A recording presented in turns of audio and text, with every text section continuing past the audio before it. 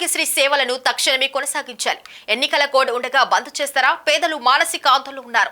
Governor జోక్యం చేసుకోవాలి. సామాన్యుల జీవితాలను కాపాడండి. ఎన్నికల ముందు బంద్ చేయకుండా ఇప్పుడు సమ్మె చేస్తారా? అప్పుడు జగన్ అంటే భయం, ఇప్పుడు పేదల ప్రాణాలతో చెలగాటం. ఆరోగ్యశ్రీ బిల్లులు తక్షణమే చెల్లించాలి. ఆంధ్రప్రదేశ్లో రాష్ట్ర వ్యాప్తంగా ప్రైవేట్ ఆసుపత్రుల్లో ఆరోగ్యశ్రీని నిలిపేస్తూ బంద్ చేస్తున్నారు. ఆసుపత్రి యాజమాన్యులు అందరూ కూడా వాళ్ళ సంఘం ఆధ్వర్యంలో వాళ్ళ బకాయిలు వెంటనే విడుదల చేయాలని మేము కూడా సిపిఐగా డిమాండ్ చేస్తున్నాం. ఆ డిమాండ్ కూడా న్యాయబద్దమైంది. కానీ ఎన్నికల కమిషన్ ఎన్నికల కోడ్ ఉన్న సమయంలో బంద్ చేయడం అనేది కరెక్ట్ కాదు. ఇప్పుడు ఏ ప్రభుత్వం లేదు, కొత్త ప్రభుత్వం రాలేదు, పాత ప్రభుత్వం లేదు. ఈ నేపథ్యంలో మీరు బంద్ చేయడం వల్ల నలిగిపోతున్నది, నష్టపోతున్నది, మరణిస్తున్నది సామాన్య దళిత, బహుజన, పీడిత, పేద వర్గాలు. దయచేసి ప్రైవేట్ యాజమాన్యందరూ ఆలోచించండి.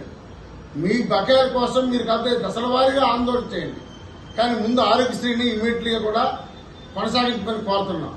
అంతేకాకుండా రాష్ట్ర ప్రభుత్వం కానీ లేదా సిఎస్ జవహర్ రెడ్డి గారు కానీ జిల్లా కలెక్టర్లు కానీ తక్షణమే వాళ్ళతో చర్చలు జరిపి వాళ్ళు న్యాయబద్ధంగా రావాల్సిన బకాయిలు విడుదల చేసి ఆరోగ్యశ్రీని ఇమీడియట్లీగా అమలు చేయాలి.